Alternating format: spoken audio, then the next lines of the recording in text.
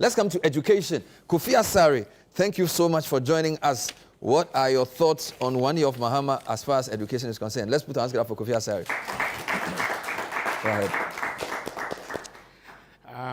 Well, it's already 1 year, right? We were here a few months ago. Yeah, 120 days. Yeah. Or 100 days. Yeah. 120 days, right? 120 days. Okay. Well, the NDC had a very audacious manifesto for education. Indeed, they had about 140 promises in the sector. 140 promises? Yeah, and it would be unfair if I attempt to mention all of them. To review their performance in respect of the 140, because we've done year one. And they will choose which ones to start with and which ones to end with.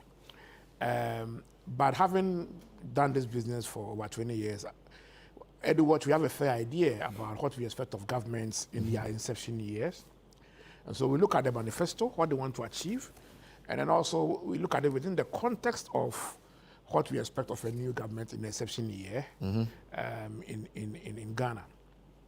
So I'll start by saying that there are 5 areas that we normally review or appraise government performance in education. In an inception year, the first thing is that we want to see the government's ability to transition its manifesto into policies and mainstream those policies into existing sector plans and frameworks, so that we don't have a government that comes throwing away existing policies and then starting everything afresh. And then everything looking as if we are starting everything afresh.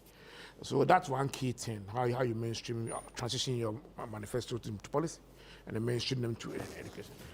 We've seen the government successfully roll out a new education sector medium-term development plan for 2026 to 2029. The previous one was from 2021 to 2025. It ended, and so the transition has been smooth within the education strategic plan 2018 to 2030. And so that's what we want to see, continuity in policy implementation within the framework.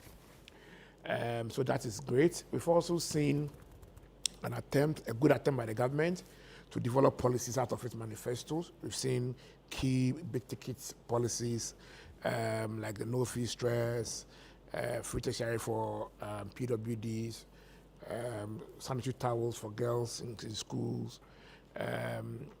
We've seen many of these, big tickets in their manifestos being developed into policies and being implemented. And so in terms of transitioning from manifesto to policy within the existing framework, there's been good progress. Good. We also see within that context a new government that is amenable to continuing what it came to meet. Okay. We haven't seen some of the things we were not expecting, truncating policies because of ministers, etc. Okay. And so to the extent that policy continuity has been prioritized, that for me is a significant gain in the first pillar. Good. The last one in that pillar is in the area of inclusive governance. The process for rolling out its policies or plans has been significantly inclusive. We saw a National Education Forum being constituted, stakeholders across the country, parents, marketmen, everyone bringing their opinions on board in respect of how education policy should be shaped and pursued.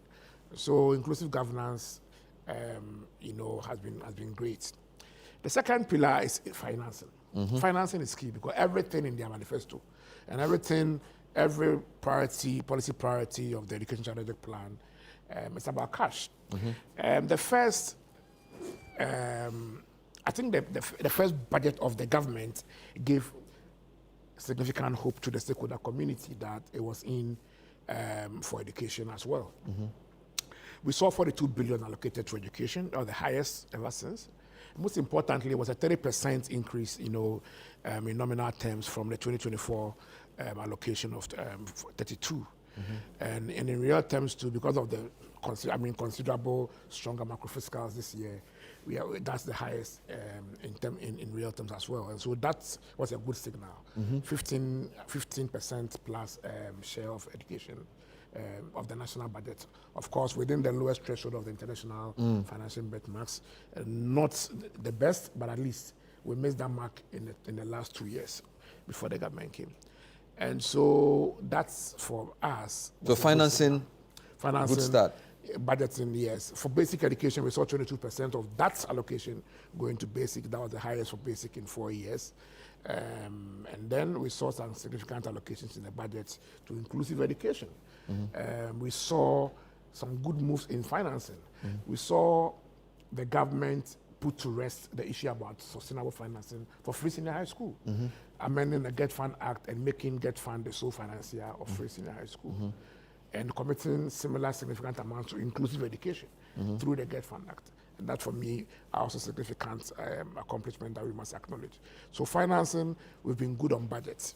The third is infrastructure. The third pillar is infrastructure. Without infrastructure, there can't be equitable access. Equitable access is a key denominator of success. We, at the basic level, we've been here in the past 10 years discussing infrastructure, schools under trees, DEX deficit, etc. So the government gave a good signal of its intention to address the DEX deficit. There was a deficit of over 1 million DEX in basic schools prior to 2024. And the government allocated about 700 million through the DACF for the procurement of desks. That amount was, in our estimation, enough to solve the problem. And then another 700 or so million equivalent, about 700 or so million for the construction of new basic schools, one new KG, one new primary, one new junior high schools in every district. And so that was a good statement for infrastructure for us for basic education, because we've seen that provision being made in both 2025 and 2026 budgets. The meaning is that in 2 years, if we follow through, we would have been building the number of schools, the same number of schools that we built in about 6 years, within 2 years, at the basic level where infrastructure deficit is highest. So that, for me, has been significant in the infrastructure space. At the secondary level, we've seen very little activity in infrastructure because a lot of the year was spent looking for money to invest in senior high school infrastructure expansion to end up World Track. The government has just secured a $200 million World Bank facility for that purpose, but that wouldn't count for 2025. Tertiary, we saw very little activity within the infrastructure space. The last pillar is access and quality. The government has not done too well in the area of equitable access, especially within the spheres of transition. Now, basic secondary transition, we are not doing too well. Baseline, by 2024, about 90% of BC candidates that passed or that qualified to senior high school were able to transit to senior high school in 2024, by December 2024. As we speak, by end of 2025, only 80% of a BC candidate that qualified for senior high school had been enrolled, and that's 80%. It means that 20% were yet to enroll. 20% of those who qualified for placement were yet to enroll. There were issues with school placement. We discussed it, etc. I'm not too sure the extent of the blame that should be given to school placements and the extent of the blame that should be given to inadequate infrastructure to absorb the 580K that qualify for placement. But that's, so we're not doing too good on equitable access, especially basic secondary transition by December. At the tertiary level too, the picture didn't look too good because of the WASI result, right? And so the data we are seeing and projecting is that we are likely to drop secondary tertiary transition by about 10 percentage points compared to 2024's transition rate. We are likely to have about 150K. Are these transition problems lack of money to pay fees or lack of space to get the people? The tertiary one is primarily because of the 15% plus dip in core maths performance. So the WASI results? Yeah, so we are likely to see maximum 155,000 students enrolling instead of 200,000 that enrolled in 2024 in all tertiary institutions, public, private. And that's about 10% dip, because we are doing about 500K secondary school graduates annually. So transition, basic, secondary, tertiary, by end of year, if it gets look good. The academic year hasn't ended yet. Admissions may still be going on, but as of end of year, 31st, we were not doing too good on in those areas. Wonderful. I'll finally talk about access at the basic level. Preliminary data we collected from 14 districts indicate that about 2 to 2.5% increase in gross enrollment at KG.